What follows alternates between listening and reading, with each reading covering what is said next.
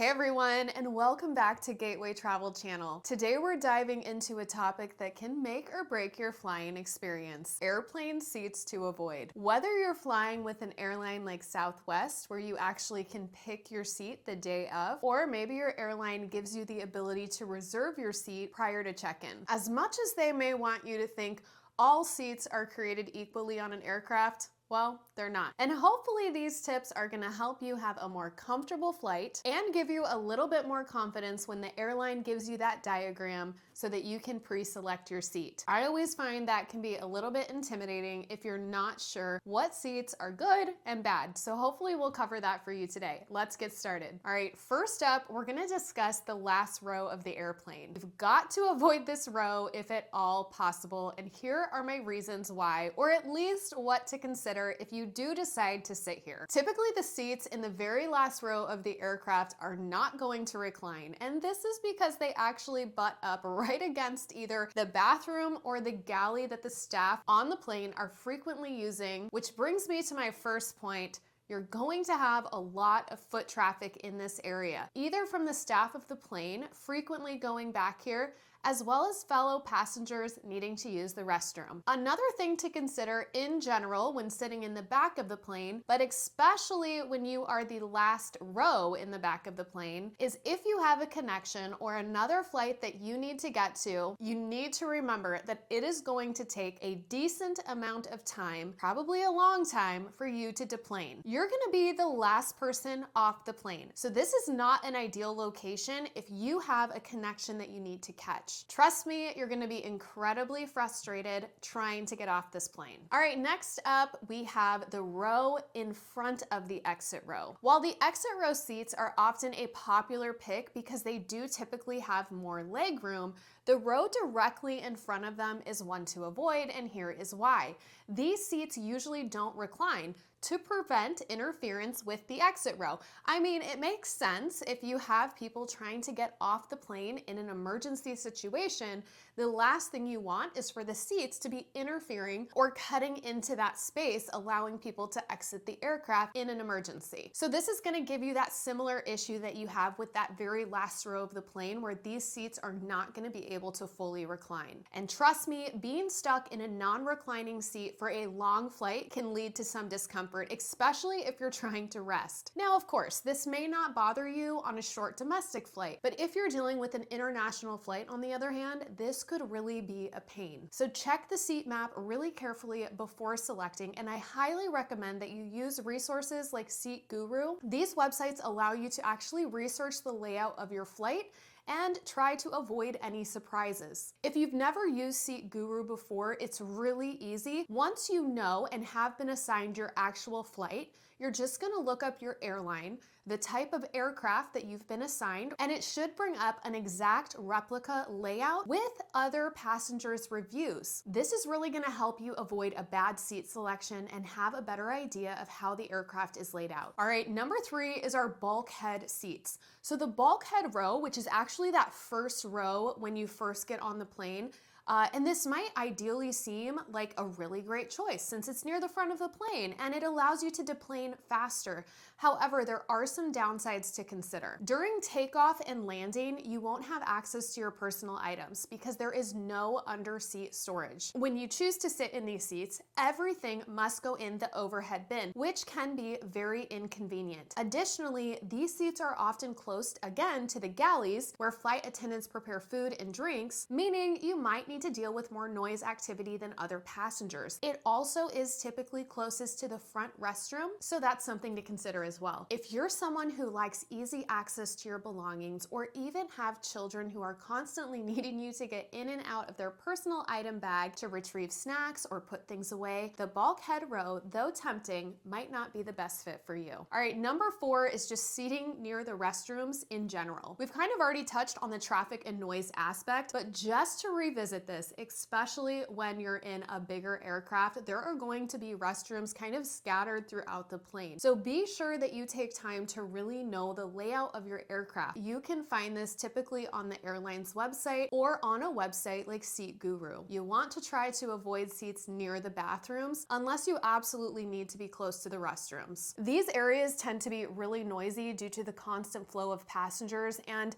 well, unpleasant odors can sometimes linger in these areas. For longer flights, the traffic near these seats can make it really hard to relax or get any sleep at all for that matter. If you're sensitive to noise or smells, it's best to choose seats farther away from this high traffic zone. All right, number 5 to consider when you are picking out your seat is to avoid the middle seats on wide body planes. These planes are typically going to be your really long haul international flights. These are massive airplanes. Inside of that section of 4 seats that's in the middle of the aircraft, my recommendation is do not pick those middle seats. I really don't know why you would unless you are hoping that maybe some of them might be empty and you could lay out and maybe sleep during your flight or stretch out, which I mean, yes, that's a great strategy. But in my opinion, the risk isn't worth it because if you get stuck in one of those middle seats, you are gonna end up being surrounded on both sides, potentially with people you don't know.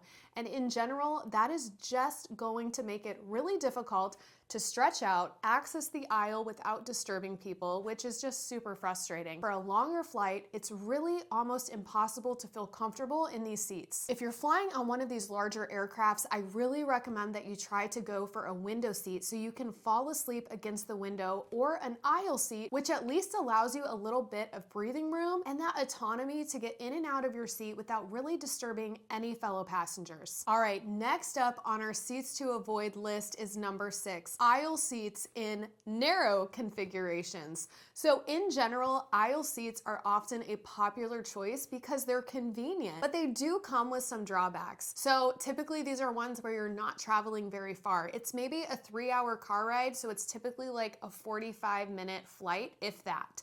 These are tiny, crammed aircrafts. And when you walk in, you're like, oh my word, this is the smallest plane I've ever been in. These are the ones where they can't even let you take your carry-on in the plane because the overhead space is like this big, you know? It like can barely fit a handbag. It basically is like a clown car. So if you're flying one of these, I actually think it's better to get a window seat, and here is why.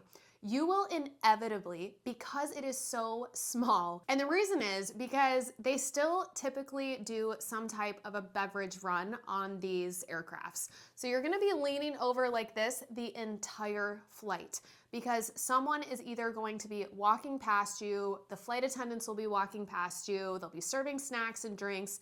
You're gonna be uncomfortable. Thankfully, most of the time, these flights are really short, so if you do end up in an aisle, you're gonna be all right. But if you do get a choice, I highly recommend on these tiny, tiny airplanes that you try to get a window seat. I think you'll be more comfortable. All right, number 7, we are going to be looking at seats with limited under-seat storage. So over the years, under-seat storage has gotten smaller, especially with newer plane designs. Seats with in-flight entertainment boxes or other equipment, it's now being stored underneath the seats, which means that we have drastically reduced the available storage space that we once knew and loved. This isn't always something you're gonna be able to know ahead of time, but I have found that a lot of times the middle seat is going to have the best personal item storage, and the window seat and aisle seat, typically the seat in front of these are gonna have some kind of contraption under them, which is really going to limit your ability to put your personal item bag under the seat. So a good strategy here is if you're traveling with someone, obviously if one of you can get the window seat and one of you get the middle, you're gonna have more luck to have ample storage space between those two seats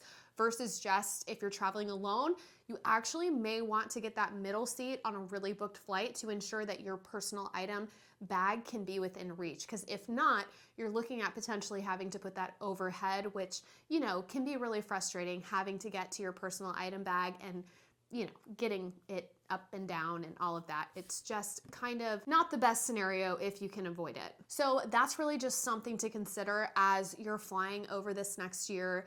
you may notice that that personal item space where we usually tuck it under the seat in front of us, it's just getting more limited.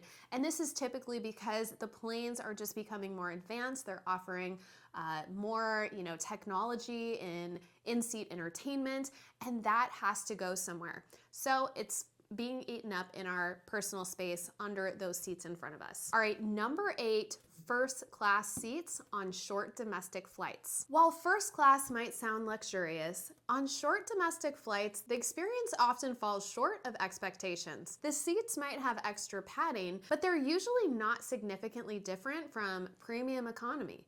Additionally, food options are limited to basic snacks rather than full meals. In my humble opinion, unless you're flying internationally or really value the extra legroom, it's probably not worth the splurge to partake in this first class seating. Just something to consider. Number 9, seats for less turbulence. If turbulence makes you nervous, which I don't know a lot of people who don't get nervous when your plane is just, floating in the air, bouncing around.